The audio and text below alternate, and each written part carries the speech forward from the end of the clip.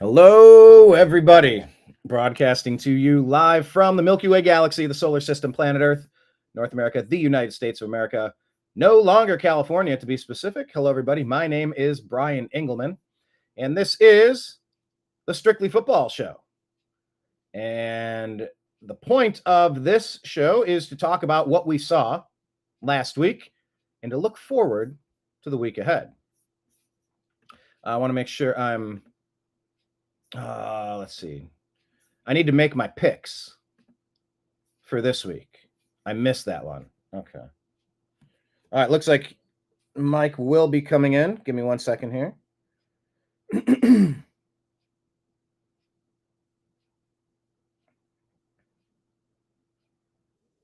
There he is. Look at this. Yeah, sorry, jumped onto the wrong stream there, but here I am. No worries. Yeah, I ran one right up to the absolute edge. I'm so excited about the Cleveland Indians. Did you see the game yesterday? Yeah, no, I didn't see the game, but I know they won. Walk-off homer, right? Yeah, it was 2 walk-off. Well, it was down to 1 out in the bottom of the 9th, trailing. Yeah. And we had to hit a 2-run homer to take it to extras. Then we hit a 2-run home run in extras. It's awesome. It's awesome. Make sure you listen to the home run calls of Tom Hamilton. He's the best announcer in all of baseball. You're a Mariners fan, so you had a lot of great calls in the 90s with Griffey, and we battled you guys in the 90s and 2000s too. Not recently though. Yeah, okay, maybe not recently, but all right, we gotta whip this out. I gotta be out of here in an hour or less, if possible. So works good. Let's jump into it. Here we go. Got the scores in front of us. What week are we on? 7? No, we're talking 7. Yeah. 6. All right, so we're going to go through the games from last week, Mike. Let me make sure these are pulled up. I guess starting with your team. Look, you've been saying for a while the Seahawks have a pretty good record, but it's going to catch up with them. They're sitting at 3-3, but so are the 49ers. I mean, it's a long season. You do have a talented team, but Purdy has 3 touchdowns, and that was enough to win 36-24. We do not have a talented team. We do not. There isn't a single player on this roster that is top 5 at his position. There's maybe one that you could argue is top 10, maybe Kenneth Walker. Seahawks fans make a lot of stink about Devon Weatherspoon, what a great corner he is. He's a nickel. He's a nickel corner. Seahawks spent the 5th pick in the draft on a fucking nickel corner, okay? Who doesn't make plays, doesn't make interceptions. We haven't come close to an interception in 3 weeks at least. We're one of the worst at taking the ball away on defense. We get run over like a speed bump in the running game. I keep hearing about how great Leonard Williams is playing at defensive tackle. And I'm like, oh, really? Then why doesn't he stop anybody? Why doesn't he make any plays? And they've had injuries. Byron Murphy, the rookie's been out, but he's a rookie. He's not going to have that big an impact anyway, unless his name is Aaron Donald or Reggie White. So, Brock Purdy ran around. He did what he wanted. He showed how completely superior a quarterback he is than Geno Smith. The best we can throw out there is Geno Smith, and you can't win in this league without a top 10 elite quarterback. And Geno is not it. And I don't care what, the stats about completion percentage and yards. Yards don't win football games. Touchdowns do. And Geno has 6 in 6 games to go with 6 interceptions. And it's been funny. They've been trying to blame DK Metcalf for one of Geno's worst interceptions in that game over the middle. And, he cut it off and went upfield, when he should have kept going across on a crossing route. And it's like, it's BS because the ball, what people don't want to talk about is the ball was underthrown right to the defensive back anyway. So even if DK hadn't cut off his route, look, it's time for a change in Seattle at the general manager position. John Schneider doesn't know what he's doing. Not only do I think I could do a better job drafting players and signing guys for the Seahawks than John Schneider, I think a monkey throwing darts at the Seahawks draft board could do a better job drafting than John Schneider has done in the last 10 years. Let's move on. The 49ers are better. We're not going to be a playoff team. We're going to be stuck in that mediocre middle for the next 10 years until we run this guy out of town. So let's do it now and just get it over with. And there's nobody on your bench that could take those quarterbacks. That's fake. Yeah. Yeah, in Cleveland, they're talking about, is it time for Jameis Winston? Like, you might have to bench.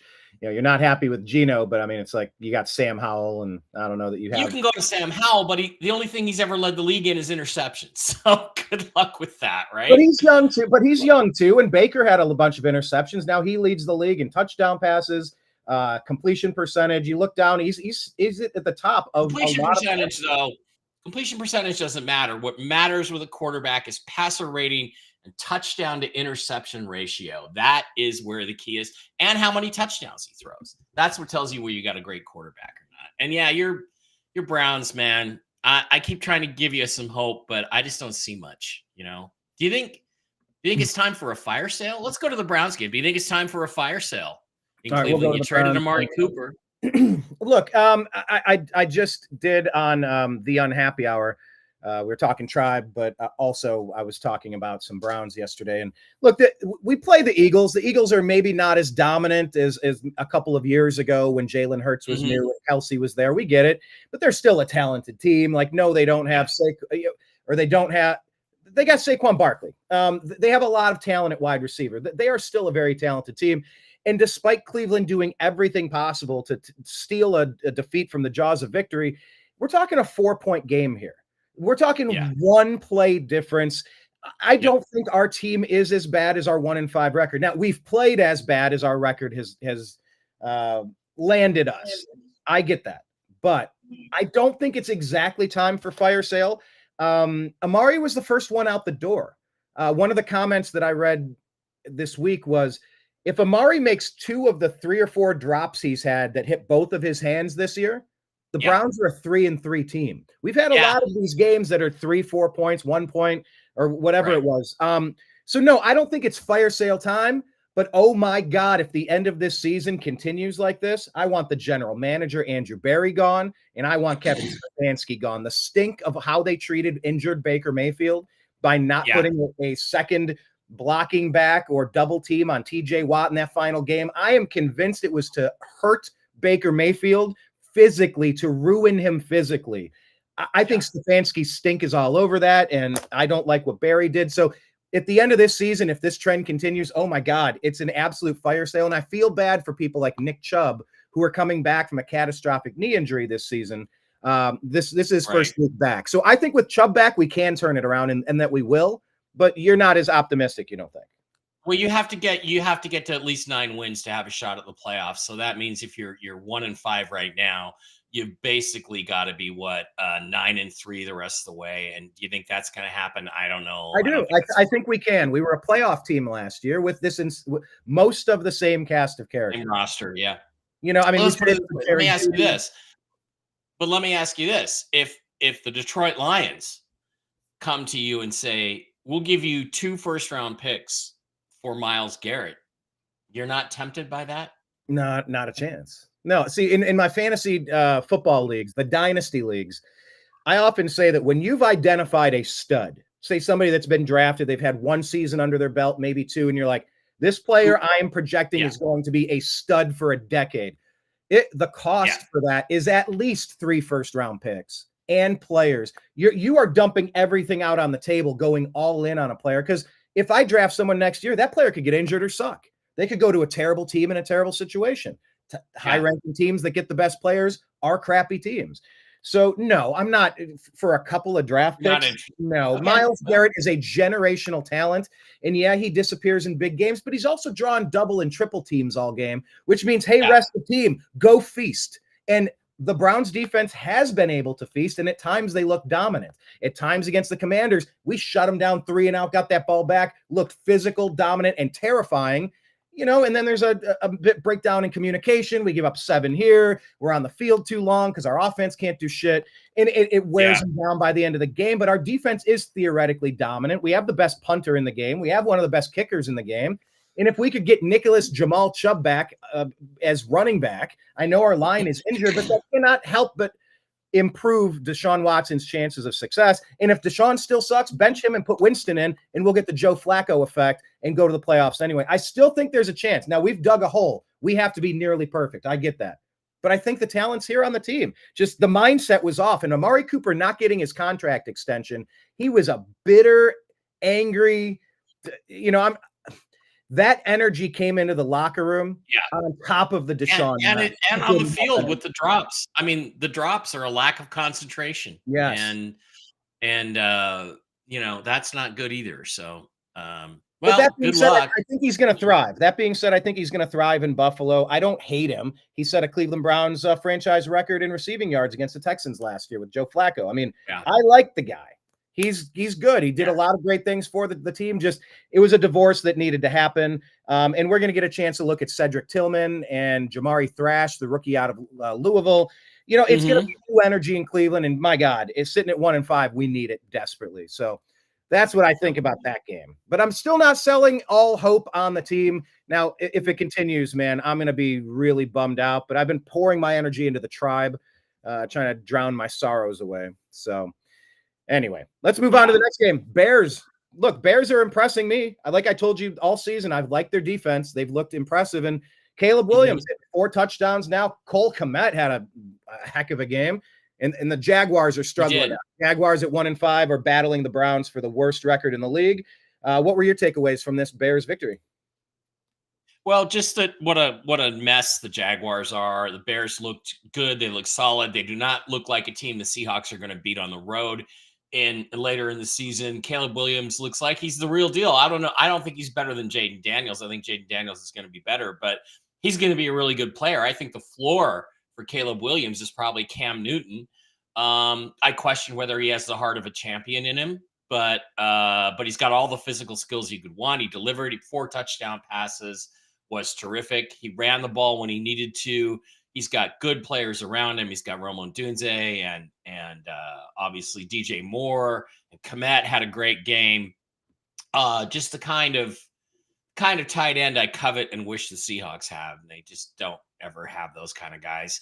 And, again, the Jags are just a mess. And you got to say that this is Doug Peterson's last game unless they flip the script and win 35-16 or something on Sunday morning in London. It just can't keep going on this way because Trevor Lawrence, you're now at risk of blowing his first contract. And if you're up there at the top of the draft and Quinn Ewers is staring you in the face, I think if you're the Jags, you got to look seriously at taking another quarterback and moving Trevor Lawrence on. You really do. He's just not cutting it. Now, let me ask you this as a Buckeye fan here. Who's your college team? I'm guessing Oregon. Washington, University of Washington. Huskies, okay. Yeah.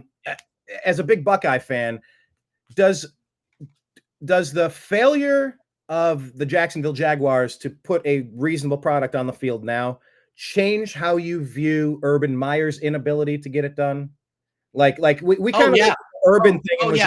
Urban, that was a fish out of water. He shot himself in the foot. What a clown. And some of that might be true, but this franchise is mired in a much bigger problem than Urban Meyer. Fish rots from the head down, and their owner is a freaking clown. Shad Khan is a clown with his Saddam Hussein mustache. Just what a joke. Get it?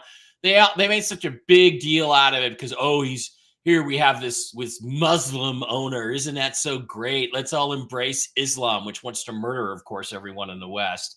Or whatever the hell Shad Khan is. I don't know, Muslim, Hindu, whatever he is. But look, this is an example of why American football teams are better off being owned by Americans who know a little bit about the game. And until Shad Khan is gone, Jacksonville's going to be a joke. Until Khan is gone. That sounds like something. Make Khan gone. Make Khan gone. Or as William Shatner might put it, Khan. According to the AI overview, Khan is a non-observant Muslim. So that was my quick look into that. Yeah, there's a problem in Jacksonville. Means he's a billionaire and bangs chicas. So good for Shad. But go do that somewhere other than the NFL. Well, yeah, the Jacksonville Jaguars are in the running, sadly, for top pick with the Cleveland Browns. We'll see how the season shapes up. Cardinals not too far away. They fall to 2-4. Packers beat them soundly, 34-13. I am a Packer fan. When the Cleveland Browns were stolen from me in '95, I said, "Look, at least the city of Green Bay, they'll never get rid of their own team. They're their own shareholders." So I rooted for them, and I got to root for Brett Favre, and I still sort of pseudo root for them today, along with Mike Murray, who was watching us live on our Facebook feed. Romeo Doubs, 2 touchdown passes.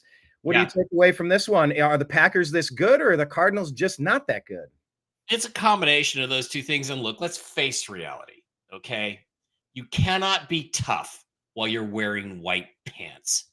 And the Cardinals wore their white pants again. You're winless wearing white pants. The Seahawks are winless wearing their white pants. So stop wearing the gay white pants, Cardinals, please. No white pants. That'll turn the season around. That's like George Costanza. Yeah, that'll do it. If I'm the owner, that's what I'm doing. If I bought the Seahawks, I'd hold a ceremony where we would burn all the white pairs of pants and just say, we're never wearing white pants again in Seattle, folks. I like the brown with white stripes, or the orange with the brown and white stripes. Yeah. Kind of like the 70s Brian Sipe era. I like those. Yeah. I like that too. I like that too. And it's there's not much to say about this game. Packers are better. They went out, they executed, they proved they were better. And now the Cardinals are at the back end of the NFC West, where I think they're going to stay. And I'll say, from a fantasy perspective, having Trey McBride getting 8 catches for 96 yards was nice. He's been very underwhelming for my team this year, but hopefully we can start playing him, and maybe he can start getting us some results. All right, let's move on to Colts defeating the Titans. Titans also in the running for worst team in the league. Only a 3-point game. Colts come roaring back with 10 points in the fourth. And Joe freaking Flacco, who Donald Trump did say was an elite quarterback, throws 2 touchdown passes, beating the Titans. What do you take away from this one, Mike? Well, I mean, I'm only watching the Titans to see how Will Levis does, because I would have drafted him either with the 5th or the 20th pick in the 2023 draft had I been with the Seahawks. And he continues to struggle with turnovers, but people don't remember this, but he is actually, in his development, he is ahead of Josh Allen and Peyton Manning at the identical points of their careers. So you just got to hope it'll click. Flacco, I thought, did a fantastic job again. Joe, it's funny how Joe is getting older, but he gets more impressive the older he gets. Yeah. And this is a guy who's got the arm and, not the most mobile dude in the world. He's not going to help you much that way, but he's got the arm. He got the job done. It's just a great story. I love it. And, I love these running quarterbacks, Anthony Richardson, man, you better be sure they can take a hit. If you're going to draft one of these running quarterbacks, you better be sure they either know how to slide, get out of bounds, or they better be able to take a hit. And that's the Jaden Daniels, the Lamar Jackson concerns I have. I actually just texted my buddy. It was Baker Mayfield leading in all of these 4 important categories. And we had this running conversation for 5 years that I think Baker Mayfield is going to be a better quarterback than Lamar Jackson by the time his career is over. I think so too. There have been ups and downs, of course, but I think if you play a certain way, it's going to trend toward long-term success. But you worry about Jaden Daniels and Lamar Jackson and any running quarterback just taking that rib breaker and one tweak of this, and now you're like, we see it with Deshaun Jackson. He's degraded physically on top of mentally and everything else. Lamar's first MVP in 2019 was all done with his legs. And last year's MVP was a joke. It's the biggest joke MVP since Rich Gannon and or Steve McNair. Both of those were joke MVPs. They were all done for political reasons. There's nobody in their right mind that would ever say that Rich Gannon, no matter how good a season he had, was better than Peyton Manning or Tom Brady or Brett Favre. Are you out of your freaking mind? So, and that is a concern with those guys who run, because once they lose that half step, what are they? And they might be Deshaun Watson. They might be Deshaun Watson. People are wondering, did you lose a step? You were out of football for a year, then you were out for half a year, and then you were injured. I equate him to just being someone that runs around on the blacktop. When they're the fastest person, they know how to do it. But now when you're not the fastest person, it's like the cutest girl in high school. Well, 10 years later, you ain't so cute. Like, 10 years later, the wall is approaching, right? So, other than that, no real interest in the game. I continue to root for Will Levis because I want to be proven right, ultimately. No, and I like that. Some people in my sports groups in the Unhappy Hour, Mike, they're like, I root for Cleveland and that's it. That's all I care about. Don't blah, blah, blah. I'm like, why would you imagine if the only product you were allowed to consume and cheer for was a miserable Cleveland product during our down season? Well, you guys have had your ups and downs, and there's still potential for some ups there. But yeah. All right. I like the positivity. I'll take it. But the team that took all of our draft picks, and they look to be a perpetual powerhouse now. Just a couple of years ago, they were a mess. The Houston Texans, 5-1, sitting right there amongst the best of the teams in the league. Defeated, nearly doubling up the worst in the league Patriots at 1-5, 41-21. Yeah. CJ, 3 touchdowns, and Drake May gets his first start. Drake May, did you have any takeaway from Drake May? Drake May has an excellent future in this league. He looked really good. He looked really good on a terrible team. He is not going to be the next Matt Jones. He's going to be the quarterback for the Patriots for the next 5 or 10 years. And they need to build around him. They don't have much. Their defense is good enough for them to hang in there, and that's about it. And CJ Stroud, what can you say? Again, the guy I was lusting after in 2023. Seahawks were right there, could have traded up to the number 1 pick. The Bears put it up for sale. We didn't go after him. I thought it was a gigantic mistake that was going to haunt the Seahawks for 10 years. And so far, I am proven right because CJ Stroud is fantastic. And I'll say this, though. CJ is, and as a Buckeye fan, I love rooting for Buckeyes wherever they play. But look, he's got 2 running backs here, 7.8 yard average for Mixon, 9.5 for Dameon Pierce. I mean, look, you got almost 200 yards rushing on 20 carries here. So it's going to be easier to have a good day compared to what you have Antonio Gibson, Jennings, and Hasty giving you almost nothing, 60 yards on the day. So, the leading rusher was Drake May, doubling up Antonio Gibson for that matter. Yeah. That's a weird statistic. Drake May clearly has a great future. And they were right. They were right to draft him, and they were right to hold him out for 4 or 5 weeks and let him get, because I think that quantitative difference between a college game and even an NFL preseason game and an NFL regular season game is huge. And that really helped benefit May quite a bit.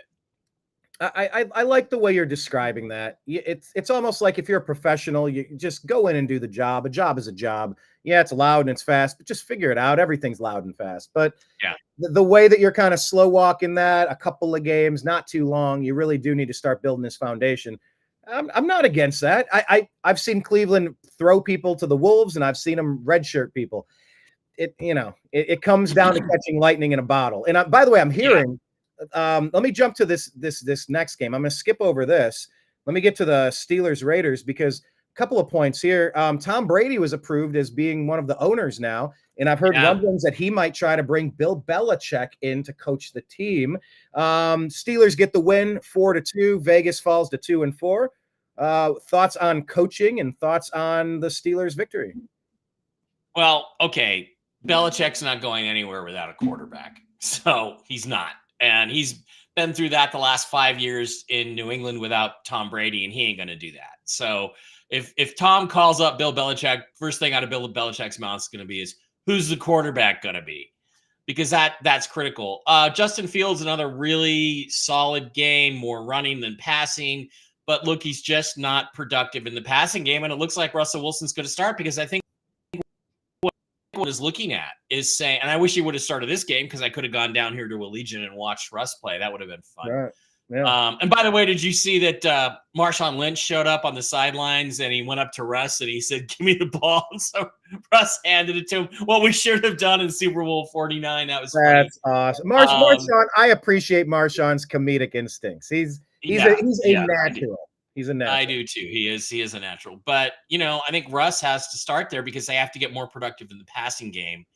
I don't see Russell. I don't see them dropping off in the other parts of their offense where they're productive. And I think that he has the potential to really increase the productivity of their passing game, getting them up to that 250, 300 yards a game, 2 or 3 touchdown passes. I mean, because that's the one thing Russ does. Russ will throw touchdown passes for you. He has 392 career touchdown passes. And I hear all this crap about, oh, well, the Legion of Boom made Russell Wilson, and, the running game, Marshawn Lynch made Russell Wilson. Okay, well, Russell Wilson has 392 career touchdown passes. That's 13th all time in the 105-year history of the NFL. I have one question for those people. How many of those touchdown passes did the Legion of Boom or Marshawn Lynch throw? The answer is 0. Russ will throw touchdown passes. And so if I'm a Browns fan, I'm a little worried about this, and I'm hoping Russ gets hurt again, because if he stays healthy the rest of the year, he's going to improve their productivity. Having said that, the Raiders are terrible. They got steamrolled. Aiden O'Connell is not good enough. And so we'll see. We'll see. I can't imagine Belichick taking. I mean, at least if Belichick goes to Dallas, he knows I got Dak, and I know what Dak is, and I can make Dak into something serviceable. He goes to Oakland. Who's the quarterback? Well, I mean, how are they going to get one? If they keep losing, they're going to draft one. That's the hunch there. They're not in a good spot. But, the thing is though, you do that, and they're only 2-4. They're going to be in the middle somewhere. They're going to be 7 to 15 in that range. They're not going to be top 5, top 3.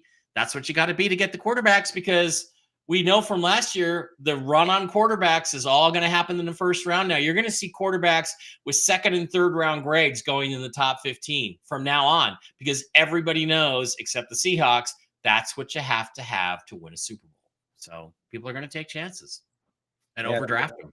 And it looks like the Steelers are probably. Did they determine Russ is back? Did they name him? I believe he is set to be the starter. Yeah, he is set to be the starter this weekend. Yeah. Yeah. And Field says he's like, I got to play better. And he's he hasn't played bad. He just hasn't played. He hasn't done enough. And that's kind of been the knock on him for a while, which is why Chicago moved on from him. But let's talk about a quarterback that was drafted with the number 1 pick. Obviously, you can't get any higher in draft capital than pick number 1. Baker freaking Mayfield. Yeah, he leads the league in passing. He leads the league in touchdown passes, particularly 4 more on the day here, whooping the Saints, who dropped to 2-4. The Buccaneers are 4-2, tied at the top of their division with the Falcons. Man, what do you say about Baker freaking Mayfield? Well, and then, of course, the Saints got poleaxed last night again.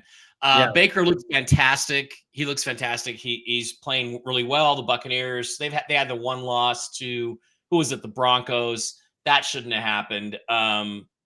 But I think that they're just a really solid, good team all around, very balanced, and Baker is playing great. And what can you say other than that about the Buccaneers? You put 51 up on somebody in the NFL, you're doing a lot of things right. And let's also remember to point out, Baker also had 3 interceptions. He was, even when he was playing well, he was kind of prone to having some of those interceptions. Yeah. But when you add 4 touchdowns, you kind of make up for it. That's what they said about Joe Flacco. They're like, oh, Flacco, he's always good for a couple interceptions. I'm like, when it's a 50-yard interception, that's a punt.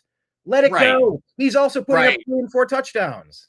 Right, and a lot of it is circumstances. Spencer Rattler had a couple interceptions. He had a couple more last night where he put the ball right in the guy's hands and it bounces off and it gets picked off. That's not on the quarterback. Amari Cooper. Yeah. That literally happened. That's from Amari Cooper to. Yeah, that's not on the quarterback. So, and the thing is, look, Baker accounted for 28 points. Okay, did he run? Yeah, he didn't have a rushing touchdown, but he put 28 points on the board with his arm. Okay, and that's what your quarterback is supposed to do. Yeah, and I'll say kudos to Sean Tucker rushing for 136 on 14 carries. Yeah. Even Bucky Irving looked really good. Rashad White, who we've had on some of my fantasy teams, man, he's been a disappointment, but they got a lot of production there. And like I said, Buccaneers improved to 4-2 on the season in a pretty good spot. Chris Godwin with 2 of those touchdowns. All right, let's move past that to Commanders and Ravens, the 2 quarterbacks that have been compared to each other, as we were kind of just talking about. Yeah. But Derrick Henry went beast mode, 132 yards and 2 touchdowns. Ravens win by a touchdown over the Commanders. Both teams are 4-2. What did you learn here? Well, again, an exciting duel between 2 guys who are built a lot the same, and Jaden Daniels and Lamar Jackson.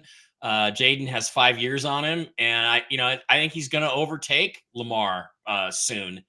And the aging king is going to be dropped here. But the big difference was the physicality, the physical play of the Ravens and Derrick Henry. It got him over the top, and it's the two good teams that are pretty solid. So, the Ravens started off 0-2. That's 4 in a row. Got to give them. That's really hard to do in the NFL.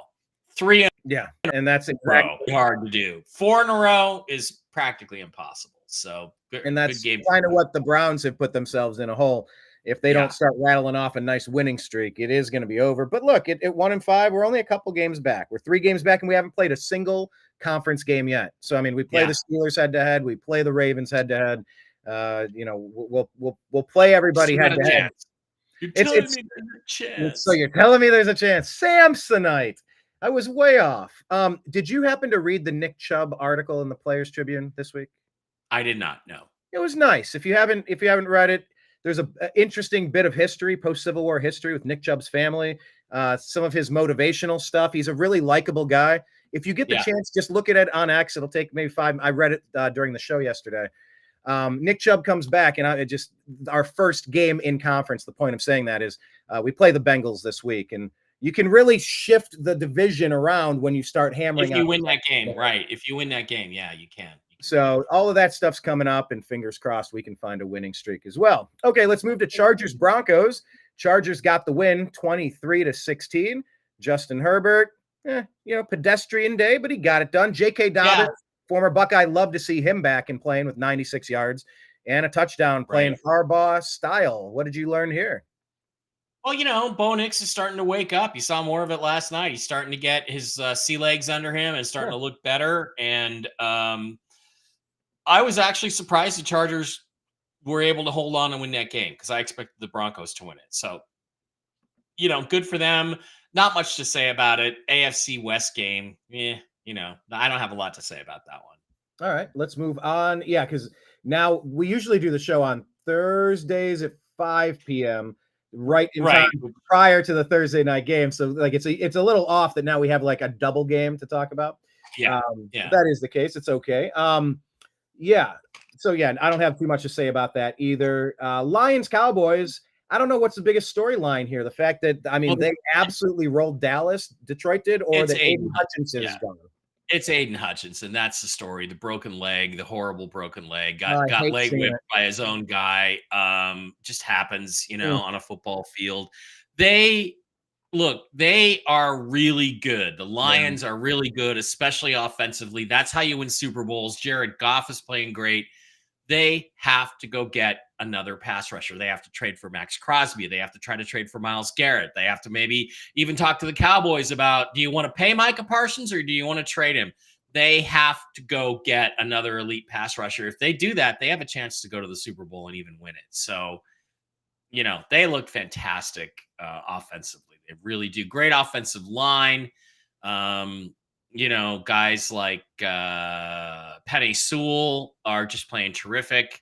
You guys spent the 8th pick in the draft on a right tackle. Yeah, well, tell me that when he crushes somebody trying to rush his passer. They looked really good, and the Cowboys are lost. The only question now is who's going to replace Mike McCarthy in Dallas. Yeah. Well, that's what you think. Bill Belichick, maybe. Who knows? It's either who knows? We'll see. Bill's not talking about it much. Yeah, something interesting here. Detroit had was it 2, 4, 6, 7 different people rushing the ball. I found that to be a pretty interesting stat. You don't see that. They ran the ball extremely well when the Seahawks played them on Monday night, but that was also partly due to our injuries. But they can run the ball, they can throw the ball, they can score a lot of points. You put up a 40 spot, almost 50 on the road in Dallas, you're doing things right. Let me ask you, we were talking about, let me switch to this tab real quick. Did you happen to see this? Yeah. Hang on, where did it go? The restrictions on Tom Brady. We're talking about potential Belichick to Dallas stuff, but want to go through this? Because I'm reading this going, there's no way he's going to avoid all this stuff. There's no way he's going to be able to do this. What do you think? Well, the thing is when Tony Romo says, "Oh, if I'm the Giants, I'm gonna run a read pass option here with a screen to the left right on 3rd and 6." when you hear him say that, he's saying that because they told him that in the production meeting. We get 3rd and 6 inside the 30-yard line. We're going to run a run pass option screen to the left. They told him that. So Tom is not going to have access to all that. So he's not going to look as smart as some of these guys, these color guys that just basically get inside information from the coaches during the production meetings. He's not going to look that smart, but that's the only way I think it's really going to hurt him. And I think, look, when Tom is in competition, okay, he cheats. We know he cheats.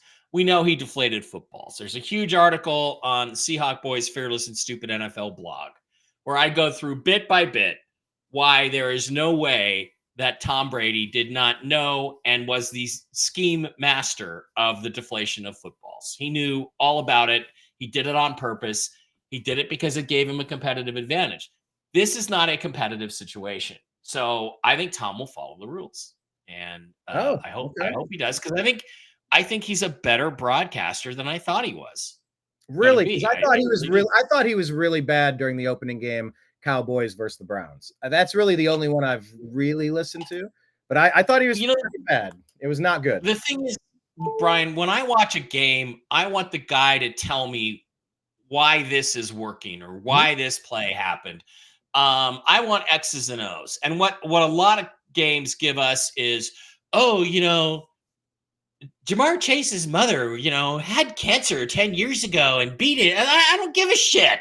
Okay. I just want to know how he got schemed open on that touchdown pass. That's why I watch the game. That's why I love Peyton and Eli on Monday nights. The first half, they bring out Bill Belichick.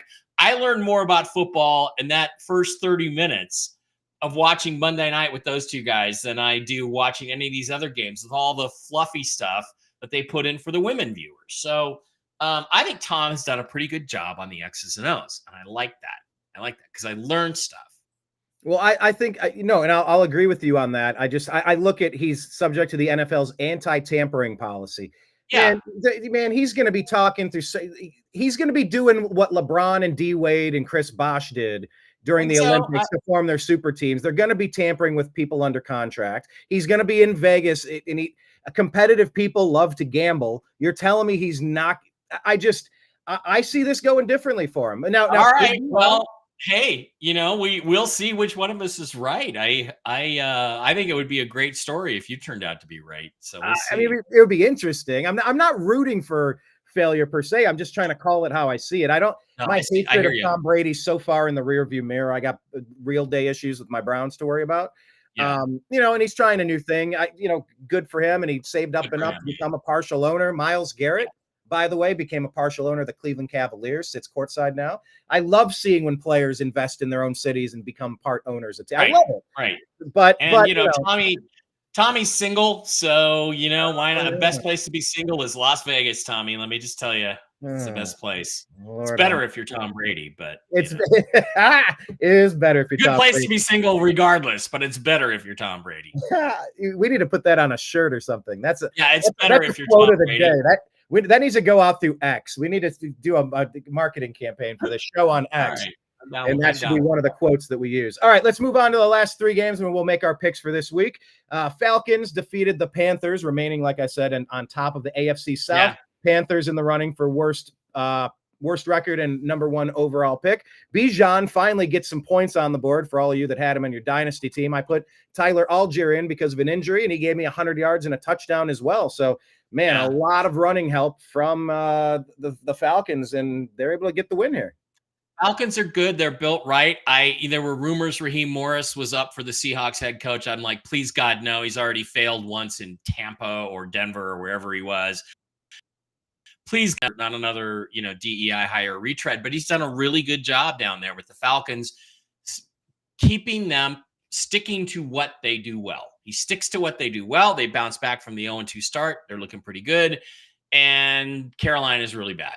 And you know what, Carolina, let's just stick Bryce Young back out there and let him grow. Let him play. Let him grow.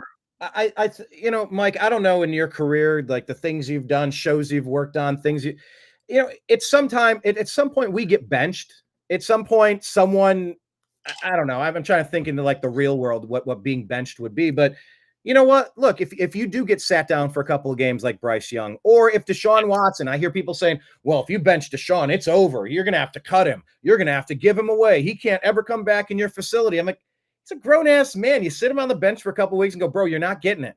We need you to like, let's pull back, try something different. You need to see it from a different set of eyes because you're not. Yeah. And by the way, we're going to be watching how many hours you're logged on playing video games on your Xbox while we bench you. Yeah. I think Baker did that during a Christmas game with the Packers. He did. That was one of the things. He didn't spend a lot of time prepping that week. Yeah. And then so that's fair. But yeah, you're right. I put Bryce Young back in, see what you got at this point. Yeah, I mean, you may as well. You're 1-5. You're 1-5. You're not going anywhere. Put Bryce Young back in and let's. And by the way, if Bryce Young still sucks, that just helps you get closer to the number 1 overall pick to replace him. So it's a win-win-win. Correct. That's correct. All right, let's talk about Bengals Giants 2-4 teams here. Burrow runs for a touchdown. Not a lot of offense, not a lot of stuff happening here for the Giants either.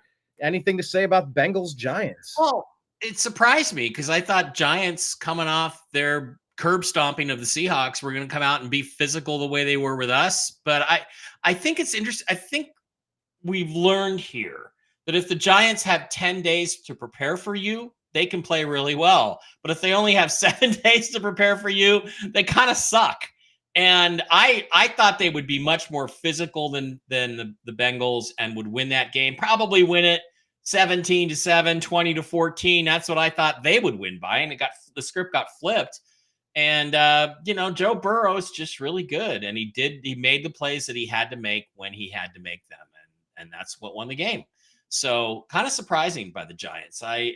Just when you think they maybe got something going, turns out no, it was just the Seahawks. That's the worst. When you're the rebound, when you're the slump buster, and you're like, wait, you didn't get your season turned around, so you knocked my team around? Oh, darn it. All right, let's talk about this last game. Obviously, big moves involving both of these teams at wide receiver following this game. Jets traded for Davante Adams. Reuniting Aaron. Yeah. Getting it going with Aaron Rodgers and getting the old band back together. And the Bills, of course, traded for Amari Cooper. The Bills got this win, but this was a tough win. Bills go 4-2. Jets invert that at 2-4. There really are no more excuses for Aaron Rodgers at this point. And the Bills look good, and they just got a number 1 receiver. I thought Aaron Rodgers did what he needed to do to win that game, and he was let down by his receivers on a couple of occasions. People are ripping on him on that last pass play. Oh, he underthrew it. He threw it to where the guy could catch it and be open, and then the receiver slips and falls. And it's clear that the receivers are not on the same page with Aaron Rodgers. Now, I think that is more on the receivers than him because he consistently puts the ball where it needs to be, and it just whips. I mean, his arm just goes snap, and the ball is there, and he continues to have those physical skills. I thought their defense didn't make a stop when they needed to. It's too bad. I was rooting for the Jets in that game, but it turned out, just a really tough, tight game, and Josh Allen ultimately was the difference. And, you look at Will Levis, and again, I'm going to remind everybody, Will Levis is ahead of where Josh Allen was his first year and a half starting. He's ahead. So, when you have a guy like Josh Allen, you can get whatever needs to be done. Let me ask you this, Mike. Do you ever invest in sports cards? Do you ever do like graded cards? No, I never really did. Pick a player, and it's like, I'll drop $100 into a couple of these guys, and let's see how they follow their careers as investments. Yeah, no, I haven't done that. All right. It's kind of fun. I like doing that a little bit. Speaking about investments in my Dynasty League, I did draft Ray Davis here, the backup running back, because James Cook was injured. He got 20 carries, 97 yards. That was a nice day. And then 3 receptions, targeted 3 times. He led the team in receiving with 55 yards as well. So keep your eyes peeled for Ray Davis, rookie out of Kentucky. And of course, keep your eyes peeled for what Davante Adams is going to bring to the table with the Jets. Okay. Well, then that wraps up last week. We're going to go to making our picks. Do you want to go first? Should I go first? I guess we missed making the Denver New Orleans pick. At least I did. Well, and just to be completely honest, I was going to pick New Orleans in that game, and boy, was I wrong. Darn it! I was going to make one game up on you there. Doggone it! Because I'm Spencer Rattler. look, they didn't win. Spencer Rattler is getting swarmed back there. But I will just tell you this, Saints fans, this is a guy I wanted the Seahawks to draft. You have a quarterback in Spencer Rattler. He is going to be eventually very good. And he has that Aaron Rodgers just quick flick and the ball is there. And he has a lot to learn, but this is the way you learn it, is you take your lumps in your rookie season. And by the way, Mike, you know what I learned?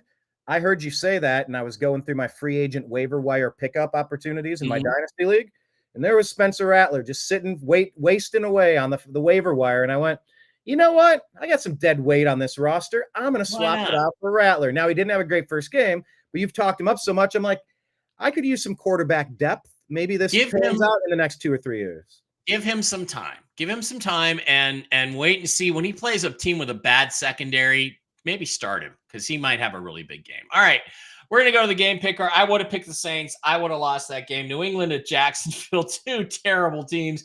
I would take New England if it was home with Drake May. I'm going to go with Trevor Lawrence and the Jaguars at home.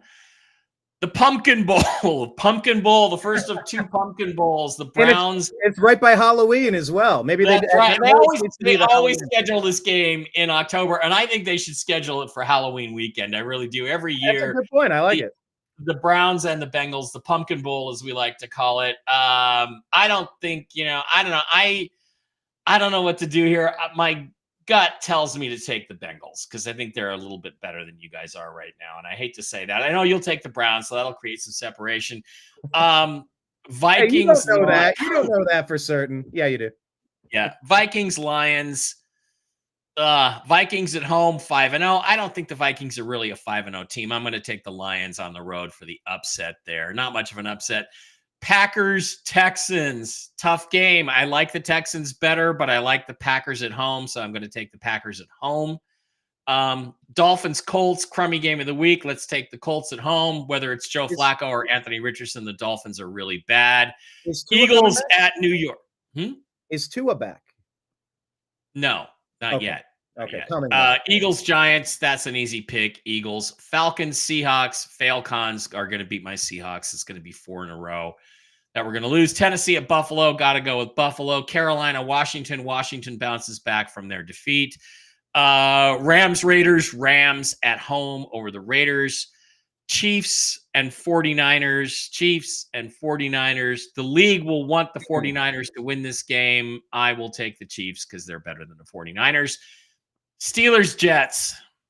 I really want to root for Russ, but I really think the Jets are going to need this win.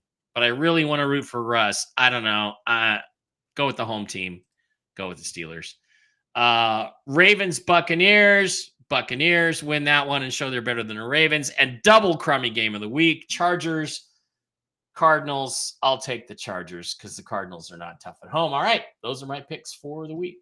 All right, and what is your overall season record? I'm 40-53, not doing well. I am 59-34, so I'm 19 games ahead of you. You're not going to catch me, buddy. It's too bad we didn't have a bet because I'd be making some money. So yeah, well, I think I quickly learned we don't. Well, we should maybe consider betting for picking the games, then maybe a fantasy league. Get all the guys together, something. We'll see. Yeah, you and me and Blake, and we'll get a fantasy league going. Yeah, Bruce playing fantasy, maybe not, but that'd be funny. No. Okay, I'm gonna go through and make the picks. New England, Jacksonville. Gar. Okay, skipping that one. I'm gonna pick Cleveland over Cincinnati. I really do think we turn the season around. I'm gonna go. Kings. I think the Aiden Hutchinson injury will hurt that. It will have an impact, no question. Yeah. Yeah, I mean, it's just the ripple effect of every way that team can be exploited on defense changes. I keep picking Jacksonville, but they keep showing me nothing. I mean, I keep picking against these guys and they keep showing me nothing. So I'm going to go with New England. Why not? Try to make up some ground. It is neutral territory. It is basically neutral territory, although the Jags are technically the home team. And by the way, Mike, your thoughts on that?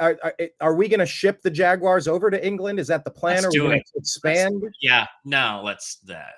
That's Goodell's idea. Hopefully Goodell ends up in Gitmo before that happens. So for fixing football games. For fixing football games. Yeah. Hey, I got some grief on that. We can go back to Bottlegate if you want. All right, Yeah. Houston, Green Bay. Yeah, I mean, that's an indoor turf team, a fast team. I would normally go Green Bay here. I really would. But I think Tank Dell coming back is really going to help them. I'm going to go with the Texans on that one. Miami, Indianapolis.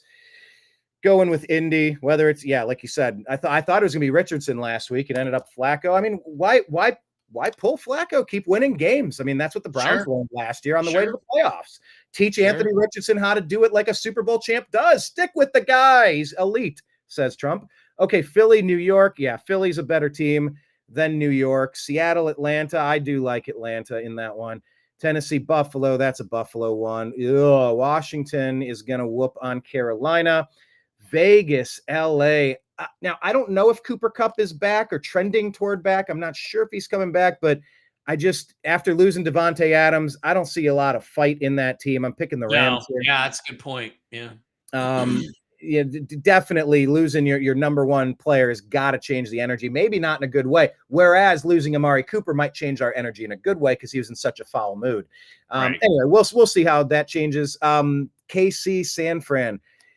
Yeah, who does the league? I just get back to that one. New York, Pittsburgh. I'm picking New York. I think Devontae is going to get fed, and I think it's going to be impressive. Tampa Bay, Baltimore. This is a coin flip, but of course, this pits the number one pick versus what was Lamar, the 32 pick, right? Number one versus 32. 32nd, I think. Yeah, I think you're right. The first pick in the first round and the last pick in the first round.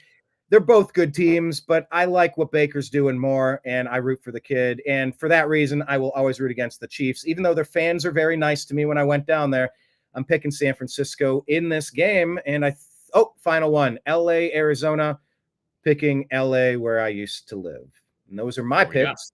You are crushing me in those regards. We'll see if I can make up some ground. I think I'm getting lucky, but I had a great first week, and that's what set me in motion. All right, man, I gotta go. I gotta run to this alien event thing down here in Vegas. Thanks for doing it. And what is the alien event? Can people still get tickets? They can still get tickets. It's alienevent.com and Las Vegas at the Alexis Park Resort Hotel. And come on down and say hi. And I will not be wearing my beanie when I get down there, but I might be wearing my Whiskey and Wisdom shirt underneath. Okay. Well, then to be continued. Appreciate it. We'll see you again Thursday, 5 p.m. Eastern, regularly scheduled strictly football. We will be at our regularly scheduled time then. Yeah, and sorry to anyone that was starting to get used to that time because I had to shift it last week and then Mike shifted it this week, and it's all good. We are crushing it because we love talking football, and we appreciate every one of you joining, leaving comments, and subscribing. So thank you much, and we're out. We'll talk to you next week. Go see Mike at his alien event. Take care. TheAlienEvent.com. Bye. Aptly named.